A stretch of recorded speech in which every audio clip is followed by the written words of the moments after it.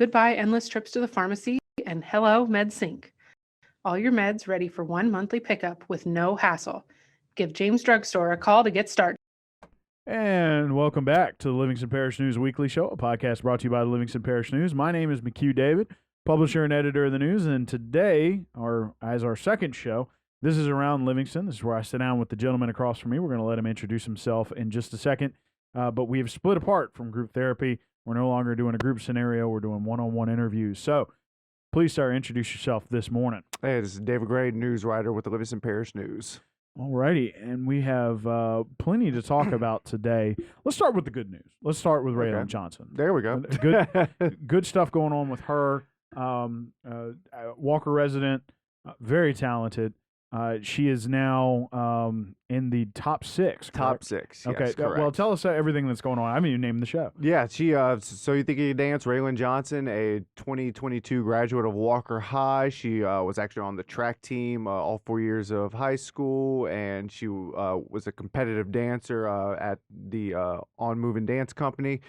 She is a contestant on So You Think You Can Dance. Last week they had the top 8 episode, and for the first time she did find herself in the bottom 4. Up until last week's episode, she had pretty much a flawless run so far on the show. She was never in the bottom 4. Judges only had rave reviews for her. But the last episode was she had to perform a duet and then do a solo piece. The duet, it was a decades piece, a jazz piece from the 1950s, and her and her partner, she kind of even mentioned it during the interview before the show, talking about how they were supposed to be performing this sort of love story between two lovers that were separated by war, and the man was coming back from war, returning home to his love, and she and her partner kind of joking that they're such good friends that they couldn't really portray a couple. It was kind of hard for them, and the judges kind of picked up on that, and that's what they mentioned, that they could see that there was that sort of disconnect between that. But I mean, she still had some incredible moves. I mean, everyone on that show at this point is an incredible dancer, so that's not surprising. But now they're looking for that extra bit to separate the really good dancers from the dancer that can win. So I mean, that's kind of where it's at now. So every week the pressure is just going to increase for her. And like I said, she's on the top 6 episode tonight.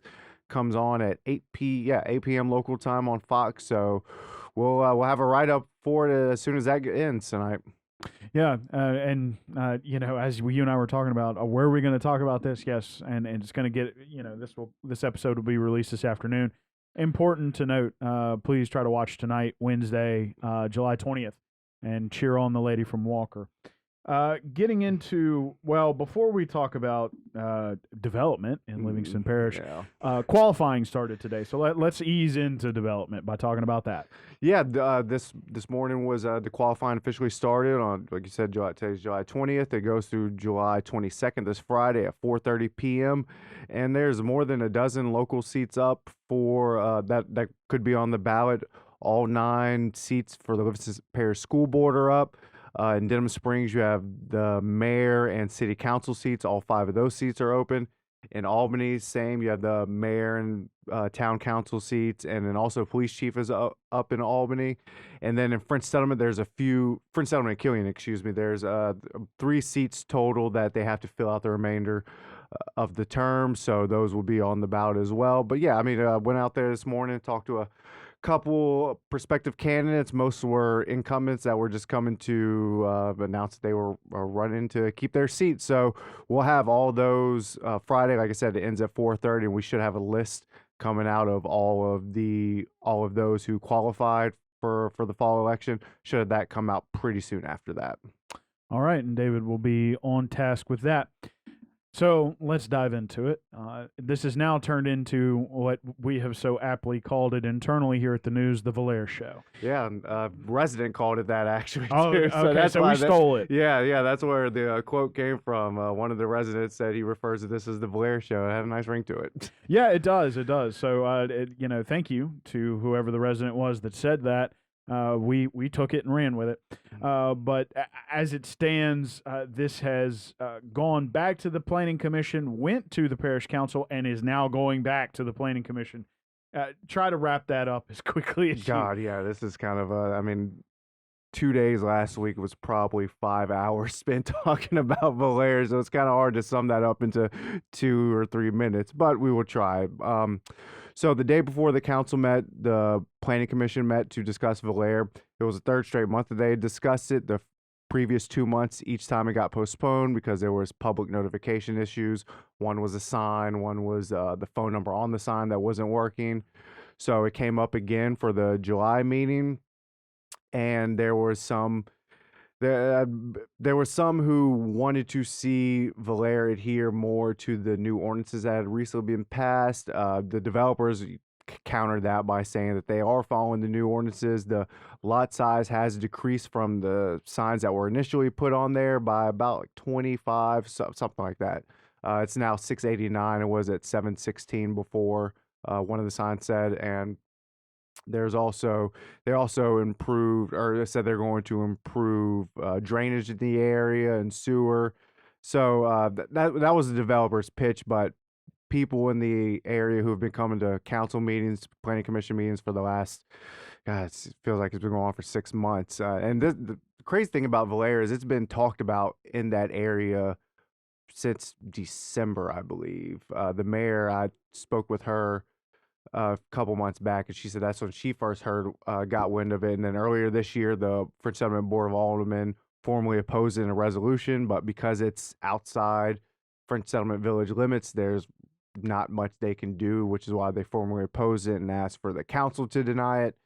But the council so far has not denied it. Like you said, they sent it back to the planning commission in the last meeting to try to get it to adhere to more than ordinances and some of the ones that they passed later that night. So it's just been development has been the topic at the Livingston Parish Council for the last, I guess, 5 months, however long. It feels like it's been longer than that, but that's pretty much been the topic. You've had Valera, and then you had Sweetwater a few months ago on 4-H Club Road, and then Deer Run after that, also on 4-H Club Road.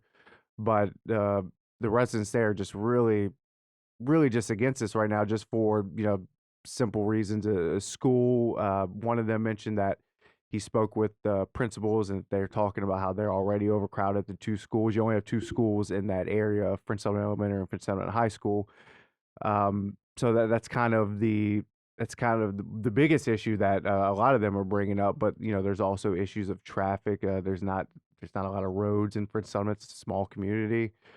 There's, I believe, less than 1,400, I don't know the exact number, 1,400 people inside French Settlement Village limits, and this development, like you said, it's close to 700 homes. So if you're assuming 2 per home at least, I mean, that kind of meets what you have right now in the village. So it's that's kind of why it's had the attention of a lot of the people who've been coming. And these are the same people who've been coming to these meetings, for weeks and actually now months. So it's going to come up again at the next planning commission meeting. So we'll be talking about it again soon, I'm sure. Oh yeah. Not a dead issue by any stretch of the imagination. We'll still continue development itself. Obviously, a hot button topic at the parish council. Zoning kind of factoring in all that. So tons of fun for you. Yeah. It keeps things lively. So, at any rate, we'll have plenty more to talk about next week as qualifying wraps up. Also, some things going down at the library. We'll talk about that as well, and perhaps even some more updates on development. So, and quick show today as we kind of wind down on the summer and get back into school. Probably plenty of school news coming up in the next couple of weeks. But as we wrap up today, please introduce yourself, sir. This is David Gray, news writer with the Livingston Parish News. My name is McHugh David, publisher and editor of the news. Got that. Yeah. We do appreciate you guys out there for joining us. This is Around Livingston. Again, we have split apart group therapy, and I interview both David and Rob by themselves. And the name of his show is based on his column from the Cheap Seats. And if you don't know what that means, go Google it. It's an adage for sports enthusiasts and sports journalists. At any rate, please remember the news is on Facebook, Twitter, LinkedIn, Instagram, and YouTube. We are once a week in print on Thursdays at $7 a month to get that in your mailbox. We're also online, www.livingstonparishnews.com. We appreciate you joining us again, and we'll see you next time.